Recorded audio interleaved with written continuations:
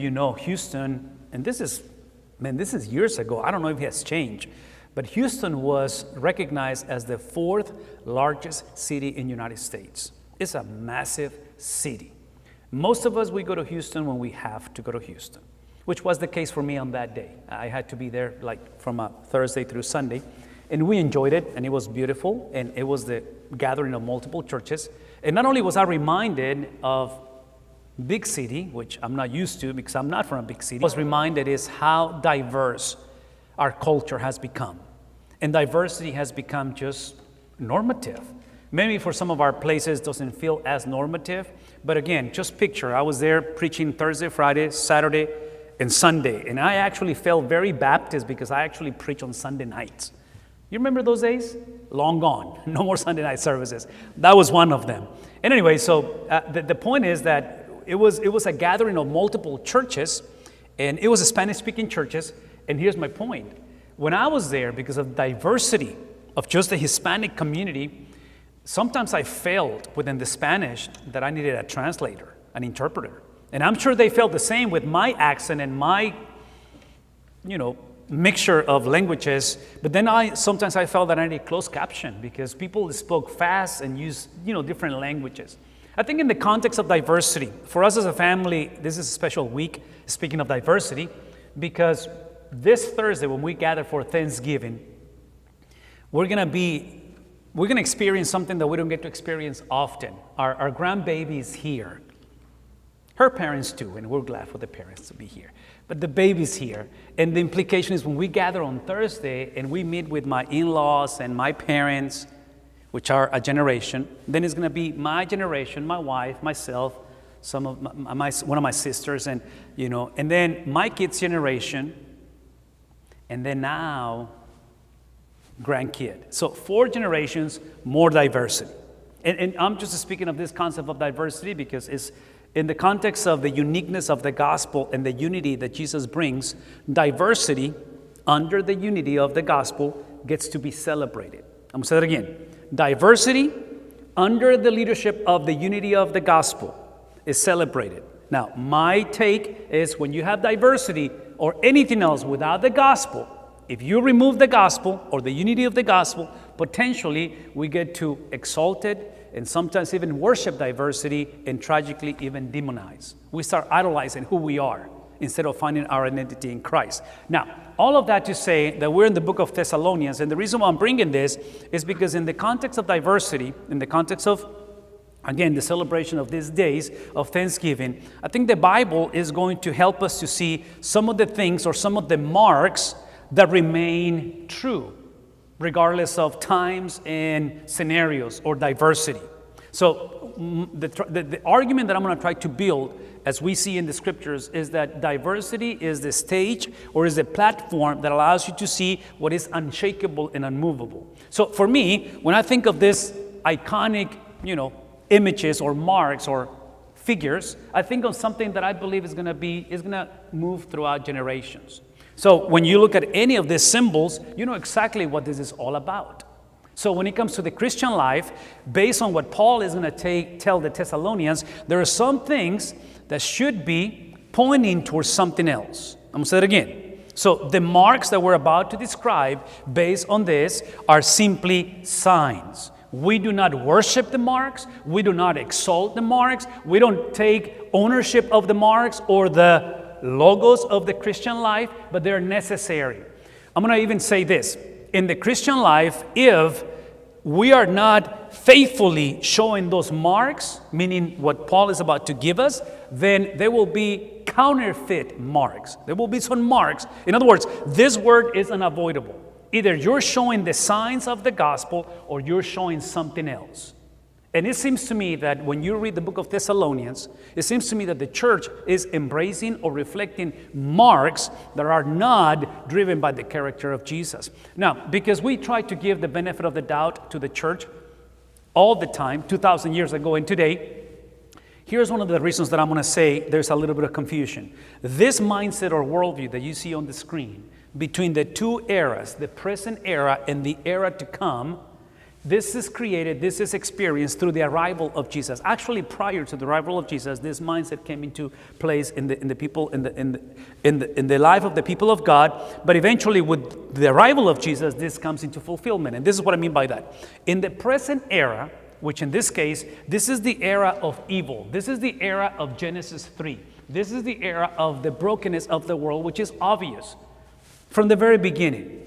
The Jewish community always believed, based on the scriptures and the promises of God, this is Genesis chapter 3, verse 15. This is the proto-evangelium. This is the gospel being announced from the very beginning. When Adam and Eve sin, then God shows up and puts things in order. And part of this proclamation and judgment of God is the presentation of hope in the arrival of Messiah, when he says, this is Genesis 3:15, that as the seed of the woman eventually will crush the head of the serpent, which we call this the indicative, meaning it's something that for us, because we are post-Jesus, it happened 2,000 years ago. We typically celebrate that in Easter, right? It's the resurrection of Jesus, it's the conquering of death. So in Genesis 3:15 is announced that the seed of the woman will crush. If you ever watch the movie The Passion of the Christ by Mel Gibson, that's how the movie begins. It begins with Jesus crushing or taking the serpent and crushing the head. But here's the point, that in the process of the crushing, there will be a Friday. See, that's Sunday. On Friday, it is that serpent that is going to take the strike on the heel of the seed of the woman.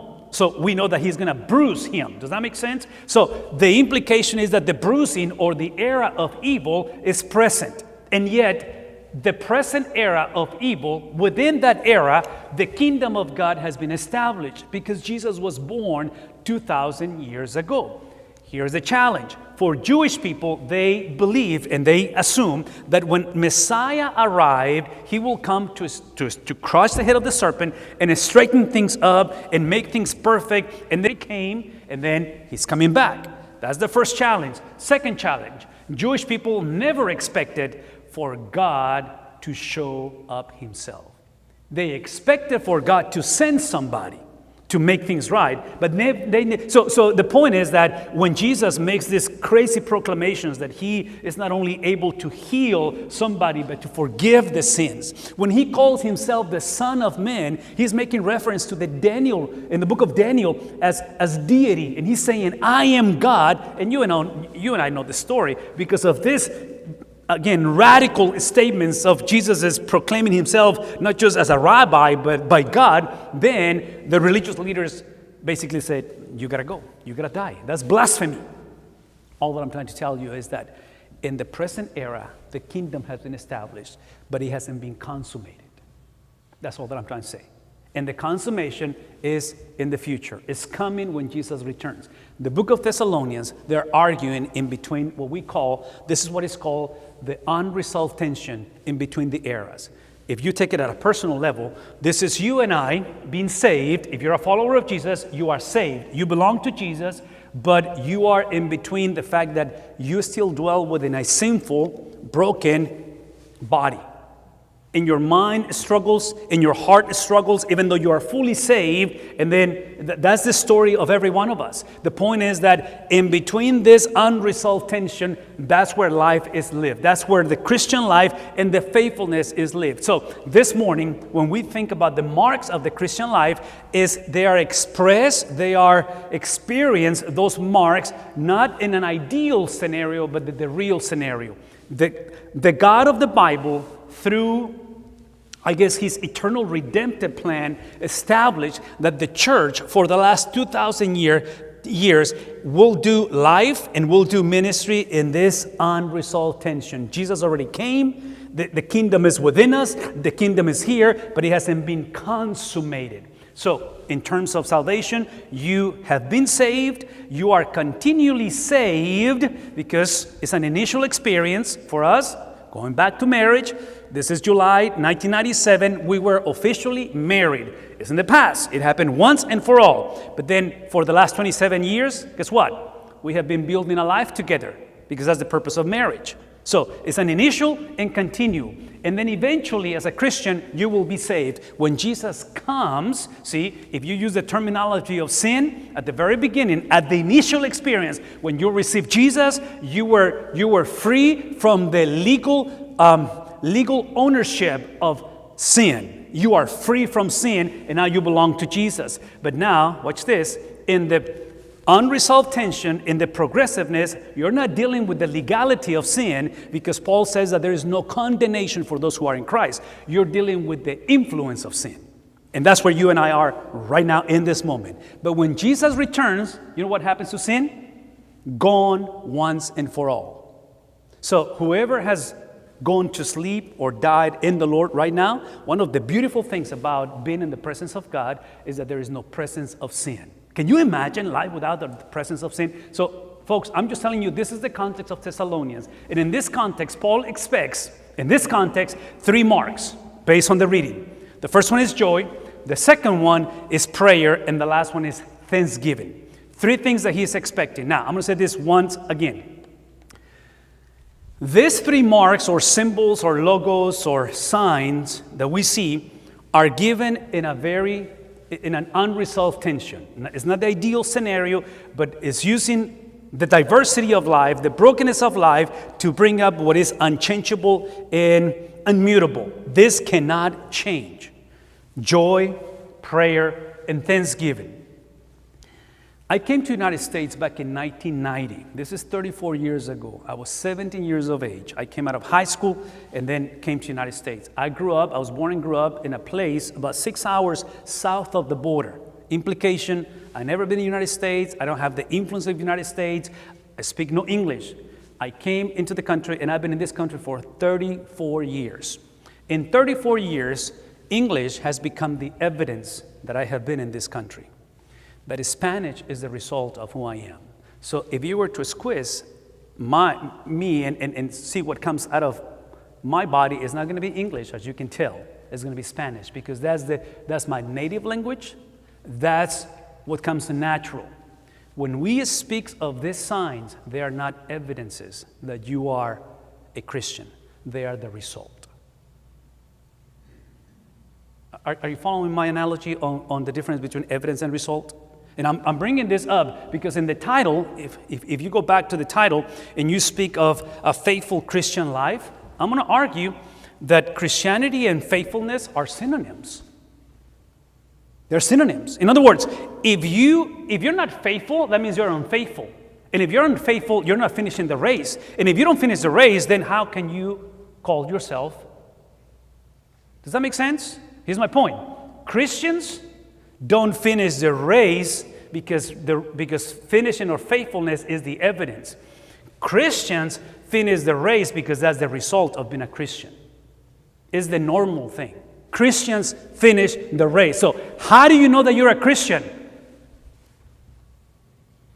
It begins with an initial response. How do you know that I'm married to Areli? Look at the document. There's a document that says that back in 97 we got married.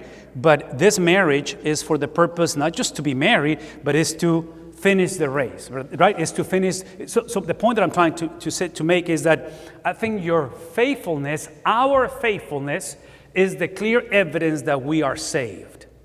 I don't know if I'm making sense with this, because some people question their salvation. In this case, these marks of the gospel, or in this case, these symbols, they are the result, not the evidence that we are Christians. So in this case, and again, I want to make sure that we don't get into the legalism that you have to do those things, because again, I'll speak into that in just a second. Okay, so now, again, just coming back to the whole experience of the initial response, continual response, and then we go to the last of them. I see Christianity through a tripod.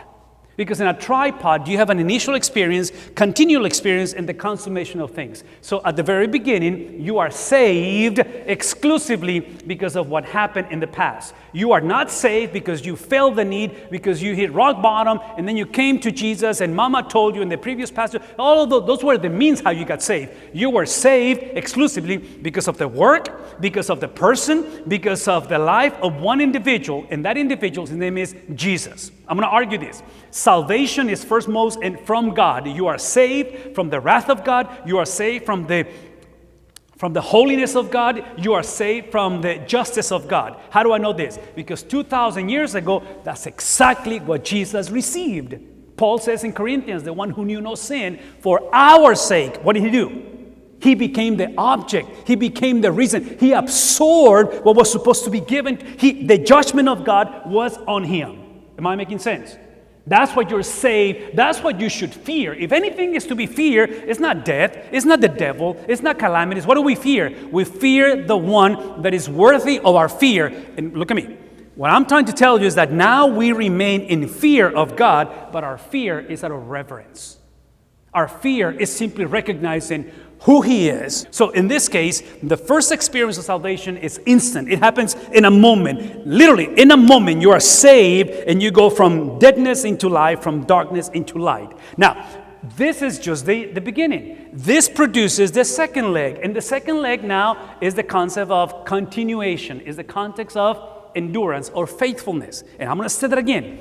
Faithfulness is not the evidence that you are saved. Faithfulness is the, say it with me, not the evidence, but the result. Saved people, just like me, have no choice. I don't have a choice with the Spanish. Does that make sense? That's my native language. It's not a choice. So for you, for the Christian to be faithful, is not a choice. It's just natural.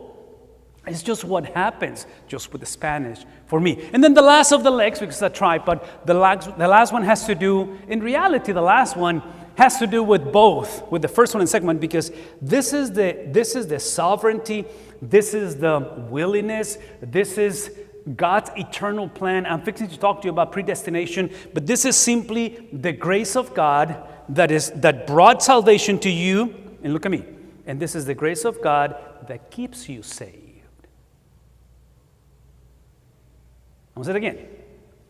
He's the one who saved you at the very beginning, and he's the one that promised. Because think about it. Just think about it. I'm speaking of the indicative. I'm speaking of what happened. What happened 2,000 years ago? Jesus was born out of a virgin. He lived a perfect life, everything that is required for you to be saved. Born out of a virgin, lived a perfect life, died on a cross, buried. On the third day, say it with me, third day, rose again. 40 days, he is hanging out, eating, machacado con huevo. I don't know what they eat, but they were eating for 40 days because that's what Jesus loved to fellowship, right? He was eating with people. And then after 40 days, Acts chapter 1, he goes up to the heavens. Cosmic restoration, we call it. And he is literally sitting at the right hand of what is he doing? He is sitting at the right hand of the Father, preserving you. That's what he's doing. He's preserving your life. He's keeping you saved because he's the one who saved you and he keeps you. Does that make sense? So by default, here's my point. If he's the one who saves and he's the one who keeps you, you are saved exclusively by the grace of God. There's nothing that you can contribute to salvation except your faithfulness, which is the result, not the evidence of being saved. I don't know if I'm making sense with my result and evidence, but all that to say is that, once again, this has to do with the indicatives. It has to do with the imperatives. This is what happened. This is what you are called to do based on what happened, what Jesus did, what Jesus has experienced. Now is given to you. Now we're called to be faithful. So which one is it? The answer is yes. It's both. Because just like in marriage, we got married at a specific time in chronology in human history. 1997, we got married. But this was just the beginning. Now we have to remain married and build a life together. Am I making sense? So which one is it? The answer is yes. And that's exactly what we're talking about. And then at the end is the will of God. So let's talk about joy for a quick second. If you have a Bible, let's go to verse 16. And this is what Paul says. This is the first mark, the first logo that we're supposed to display. Not because we have to, it's because we get to. It's not something that is an evidence, it's a result. It's the concept that we are to rejoice always. Now, the rejoicing in this case, as important as it is the joy that we're supposed to experience in the rejoicing. And by the way, just I didn't say this on the previous service. I'm going to say it now because I forgot. I need to say it to you. Everything that we're describing, every one of these logos or marks or representations, please listen carefully. My understanding of the Bible, and I'm open for dialogue and I'm open to be corrected, but this is my understanding. I do not believe you can you are able to exercise, to express, to communicate these marks or logos on your own. These are communal representations or expressions. You need the body of Jesus Christ. That's all that I'm trying to say. I don't think you can. I don't think you can. And again, we can discuss it, we can talk about it, but in this case, the rejoicing always has to do with, again, I think the joy is important, but I think it's more important. It's like faith. Do I believe faith is important? Oh, you better believe it. It's a prerequisite. But I think it's more important who you place your faith in. Who are you trusting? Because it's very different to sit in one of these chairs, which are really nice chairs and firm, and to sit in a questionable chair, uncomfortable chair, because you're still going to sit. The question is, where are you going to place your body or your trust? Does that make sense? So when you see a chair that is not questionable and is breaking or whatever, you're going to be like, I don't know if I want to sit in there. It's dirty or whatever the case may be. So it's the object of where you're placing yourself. So when it comes to faith, I think it's exactly the same thing. What's the object? So in this case, the object, which is God, so my joy is found in the person of God. So I'm going to say this again. My joy, I'm right here, right now, unresolved tension. I'm between the thing that I have been saved. It's in the past. I was saved. I'm continued to be saved. So I'm in the unresolved tension that I know that I'm free from sin. Sin has no power over me and yet has influence in me.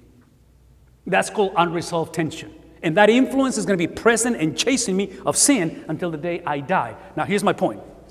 What the difference that the object of my joy does or makes is that now I'm able to experience joy not for what is happening, but I'm experiencing the joy in the middle of what is happening. Because you and I know, since we are in between the eras, between the first coming and the second coming, and you and I know, book of Thessalonians, the prince of the air is Satan. And by the way, quick scenario. Man, I'm giving you some things that I didn't give the first service, okay? I don't know if this is encouraging or discouraging. Maybe you're saying, I should have come to the first one. It's shorter. I don't know. Maybe it's shorter. I don't know. Here's my point. Listen. My point is this.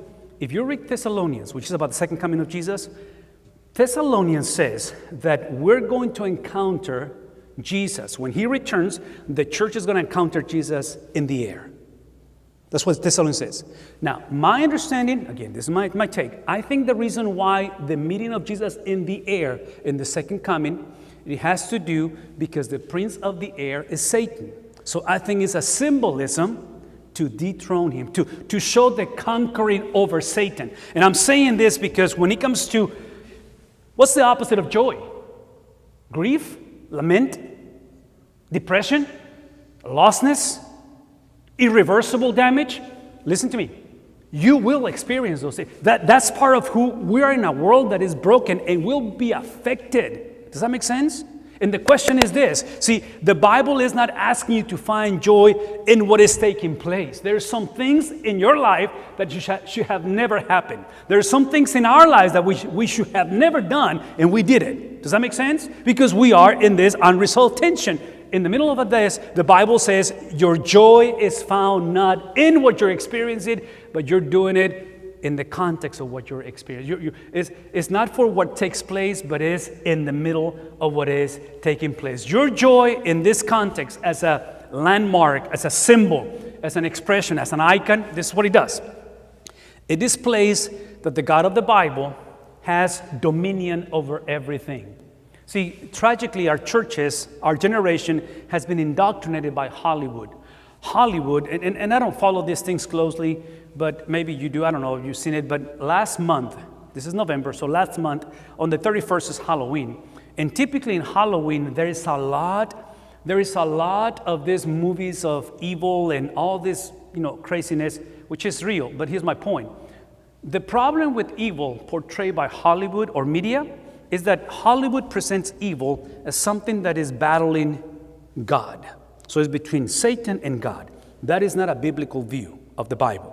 The battle is never between God and evil. The battle is always between evil in our minds, evil in our hearts, evil in the church. Does that make sense? I'm saying this because at the end of the day, guess what? God is sovereign.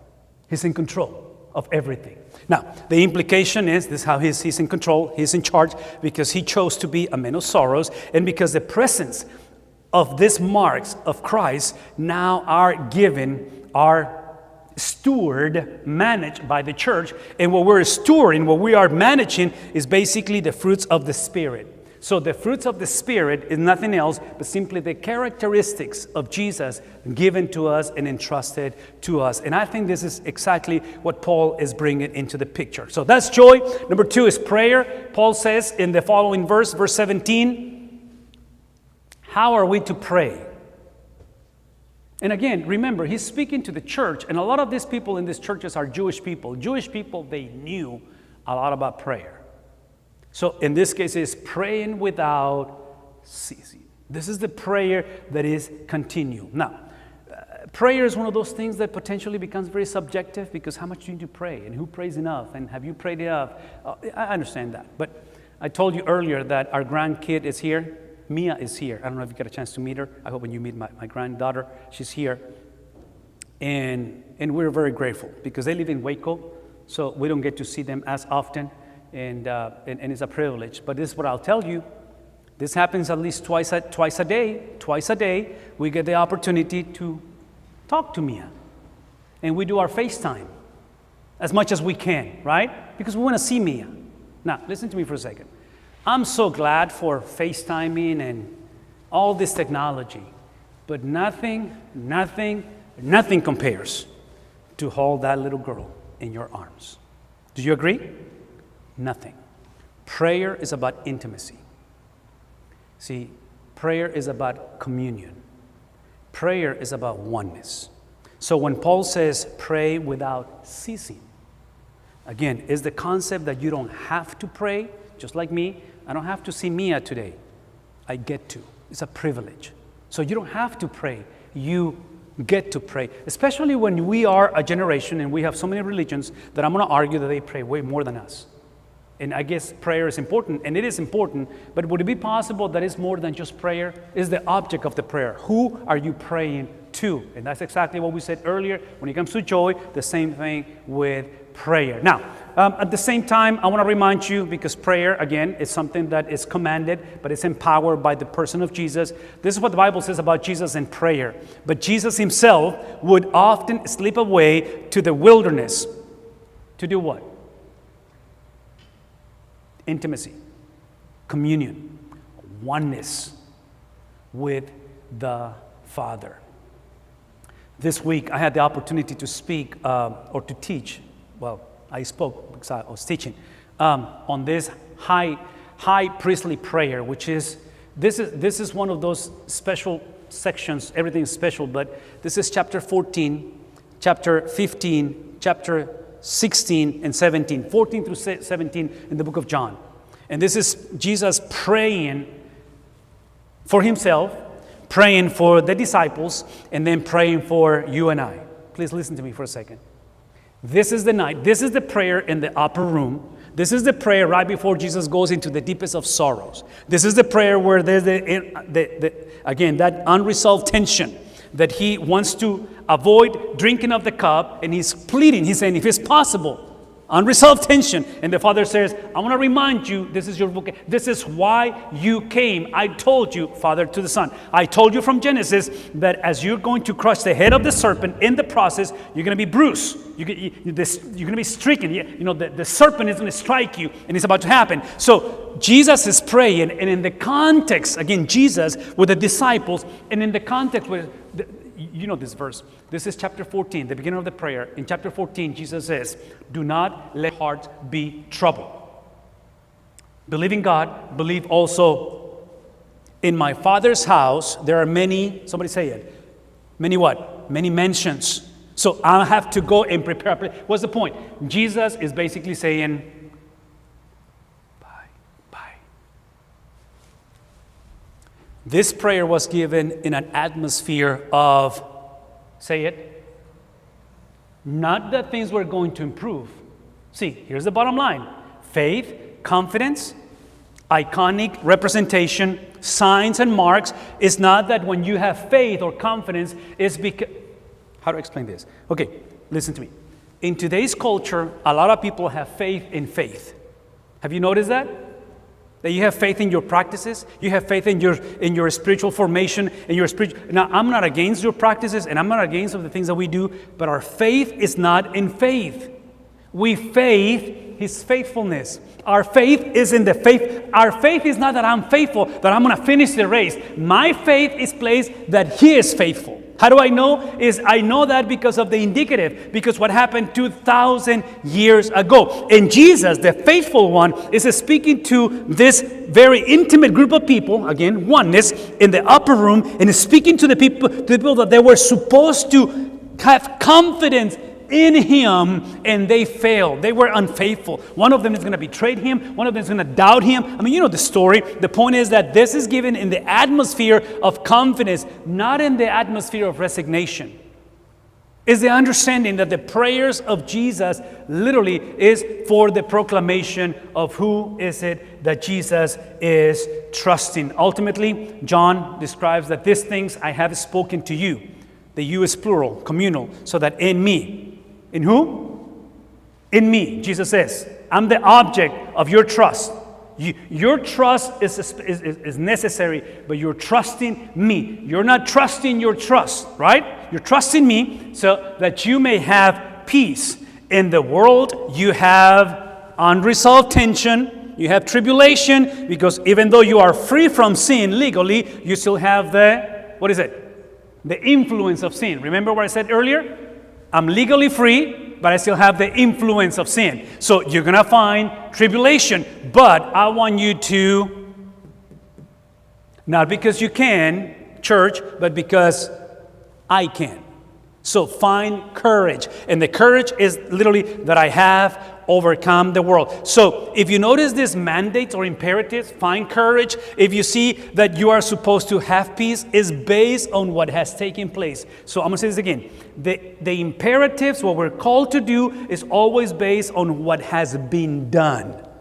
Indicatives in the past, imperatives, obedience, traction, movement. Well, at the end, here is how we close our time together. We close with the celebration of giving thanks to the Lord. Paul says in verse 18, in everything you give thanks. Not for everything, but you give thanks in everything, and you give it. This is why. Not because things are gonna improve, not because things are gonna get better, not because you're gonna avoid calamity. It's because this is the will. It seems to me, watch this. It seems to me that the will of God, number one, the will of God is a person. The will of God is revealed through creation. Creation proclaims and tells us the character of God. Have you seen creation? It's just God speaking to us. So God has spoke through us through what we call a natural revelation. God has spoken to what is called a special revelation, which is the Bible. This God is speaking to us. But then God took the revelation to the highest when He gave us the supreme revelation, which is Jesus. So the will of God is Jesus Christ. Please listen as we close.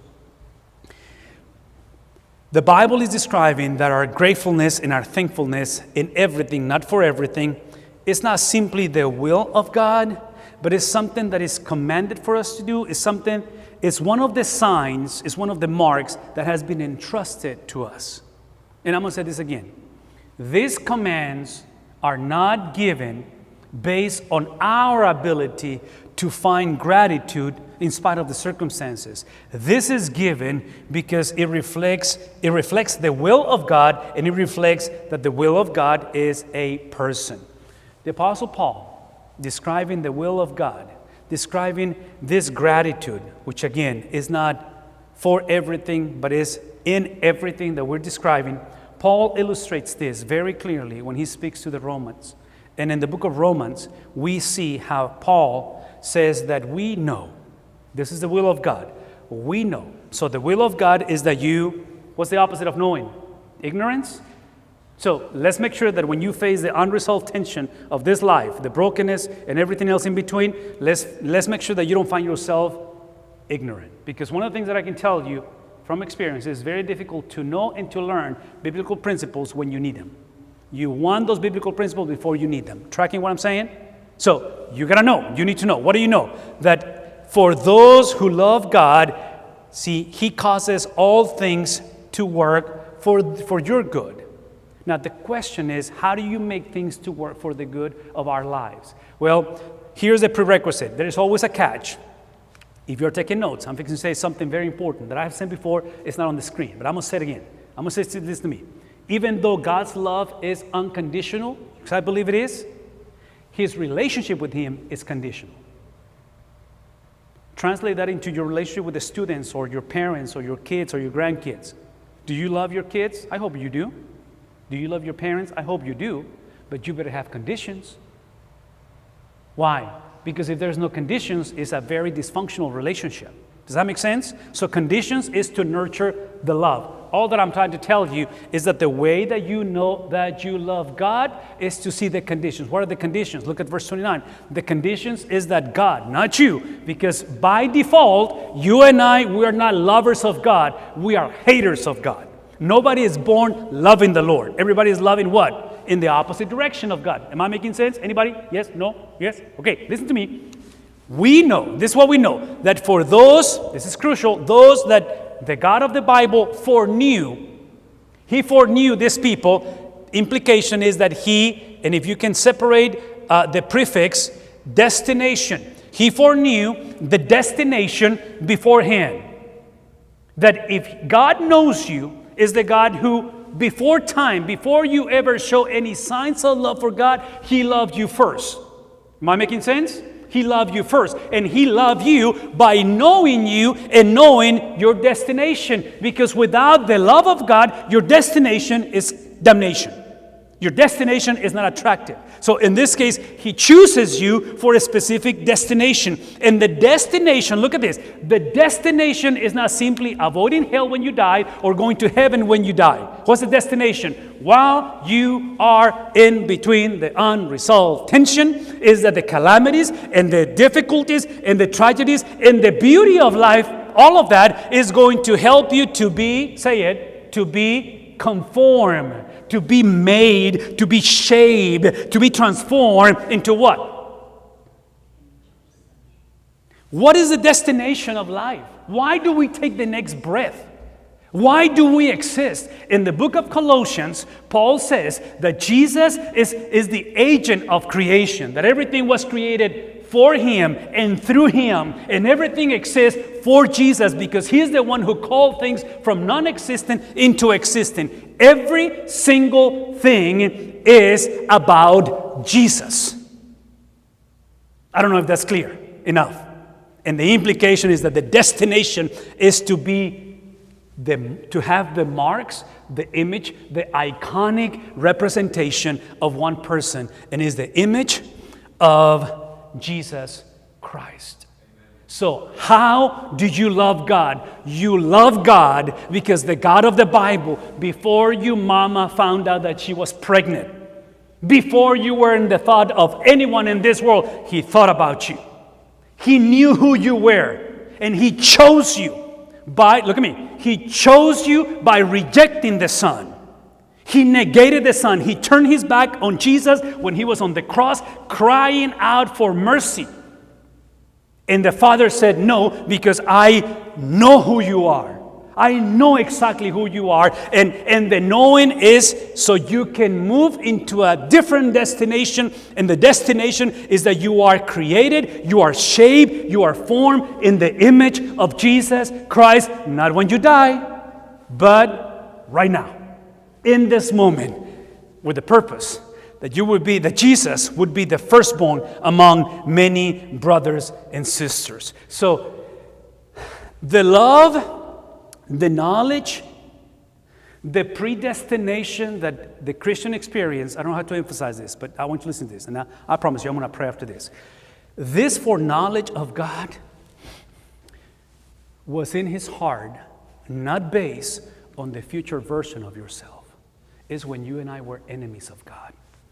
When we were broken, when we were confused, when we were pilgrims, when we were foreigners, when we had no identity, when we didn't care about anyone except my destination and my agenda. In His mercy, He knew you.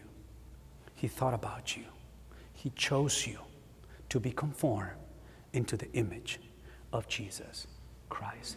That conformity is expressed to these marks of joy, the mark of prayer, and the mark of gratitude. Those are not evidences, those are the results. That he knew me, that he chose me, that he thought about me, and that nothing can separate me from his presence. Nothing can take me away from the fact that I am the younger brother and sister from the big brother, because he is the firstborn among many. Would you get on your feet?